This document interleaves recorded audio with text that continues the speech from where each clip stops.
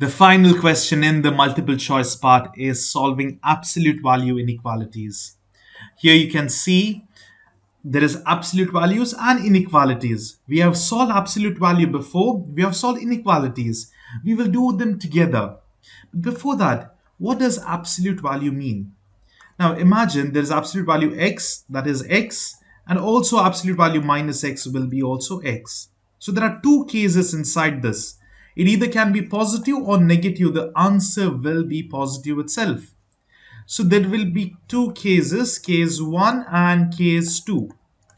One thing, this x can be positive or negative. That is, let me just write it, minus x plus 8 can be less than 16, or I can write first one as positive, okay? And next one I can write it as negative. X plus 8 will be less than 16. These are the two cases. Whatever is inside the absolute value becomes positive or negative. Now here there are two terms, so we write it in brackets. Why? Because this minus sign can be multiplied inside to both the terms. It will be minus x and minus 8, not plus 8. Why? Because we multiply the minus inside. It will be minus 8 less than 16. Now how do we solve this? 16 to the other side will be minus x less than 16 plus 8 will be minus x is less than 24. But we cannot keep it minus. We have to change the sign, isn't it? We can make this plus, this has minus 24, but then we need to flip the inequality. That will be the answer here. What about this? It's just x plus 8 less than 16. 8 to the other side would be x less than 16 minus 8. X is less than 8. So these are the two answers over here. Now then, these are the case 1. This is case 1. This is case 2. That will be the answer. And then we need to graph them because they have told graph the solution set. So your answer might be in the options of 4 graphs. Which are the graphs? 8. Where is 8? Somewhere over here. And there is minus 24 somewhere over here. Minus 24, positive 8. You can see x is less than 8. So it goes to the left. And it's greater than minus 24. It goes to the right. So all this region is the solution region. And since it's just less than, you have to just put a hole. Or even for greater than, you put a hole. Whereas if it was like this or like this, then we put a point. So that is the answer. But you can solve these in calculator because it's in the multiple choice part, isn't it? So here you can see this is the answers. Minus 24x is greater than and less than. And this is the solution set, the graph. But how can you do it in the calculator? See, to do it in the calculator, you need to write only case 1 and case 2. Case 1, case 2. And now all you need to do is write the first case as it is. The question remains the same.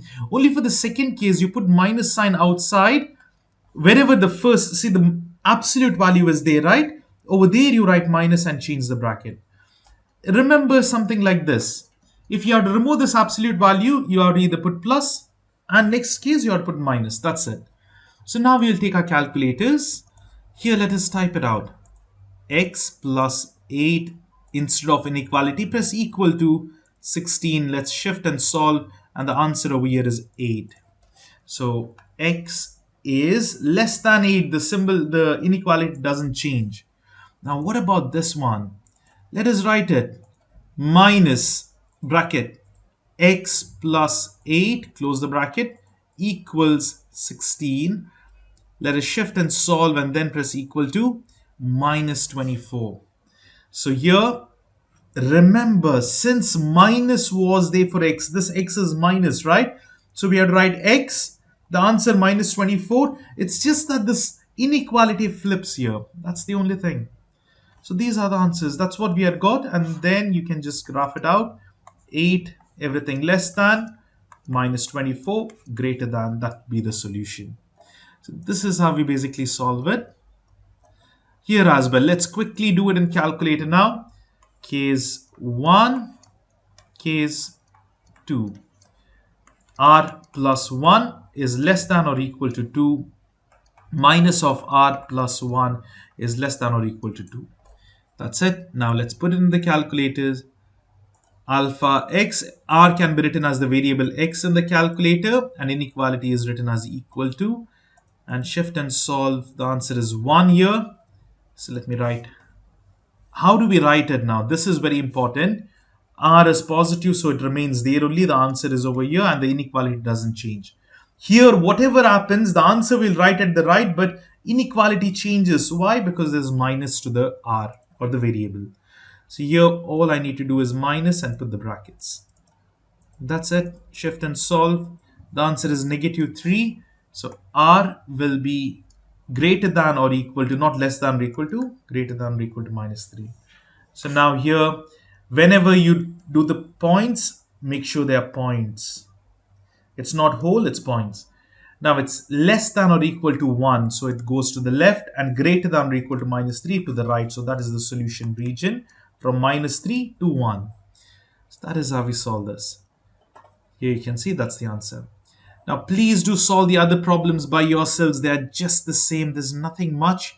I will directly tell you the answers in the calculator. First time, write this question as it is without the absolute value.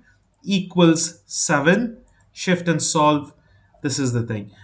X will be less than or equal to 4. Sorry, 4. The answer is 4. See? K is 1. C will be less than or equal to 4. For case 2, C will be greater than or equal to, because there's minus sign here, right? So all we need to do is, it'll be minus in the case 2. Close the bracket and shift and solve. And the answer is negative 3 here. So it's minus 3. That's it. So that would be the answer. And you know how to graph it. Less than or equal to 4, that's everything less than that. And greater than or equal to minus 3 is to the right. Now what about this one? It's the same thing. First one 3, but instead of h we put x minus 3 equals 12. Shift and solve. The answer is 5. And the next answer would be in minus. Open the brackets, close it over here. Open and close the bracket. The answer would be minus 3, but remember to flip the inequality sign. So you can see the answer over here will be flipped by the inequality sign. And it's minus 3 here, greater than. Now look at this one. Is this true? Doesn't matter what you put inside the absolute value, you will get a positive answer. So whenever you have a negative answer as equal to absolute value, that's wrong. This is error. There's no solution here. So it cannot be. See, it's null set. Empty set or null set is given like this. And this cannot be possible because you cannot have a negative number here. So there is nothing. See, can you see it's just a blank number line with nothing on it. Now even over here it's the same thing. It's an empty set, nothing on it, empty number line. Now here we will have the answers. You can just put it out over here in the calculator. X plus 2 equals 6. Sorry, I pressed the wrong thing. Equals 6, and shift and solve. Then press equal to. The answer is 4. One of the answer. Then all you need to do is change this up over here. Shift and solve. It's minus 8. So you can see the first one, R is greater than 4, and one more, it'll be R is less than minus 8. But what happens here? See, it's a whole. Left side is the solution. Over here, it's the right side. Can you see that they're not intersecting each other? It's not in between. It's away from each other. The solution regions do not touch each other. Same thing over here. You can easily put them in the calculator, solve it up. First one over here just goes to the other side, becomes plus 7. The answer will be k greater than 7, and k less than 1 will be when in the case 2, when this entire thing is minus. This is how we can easily solve these problems.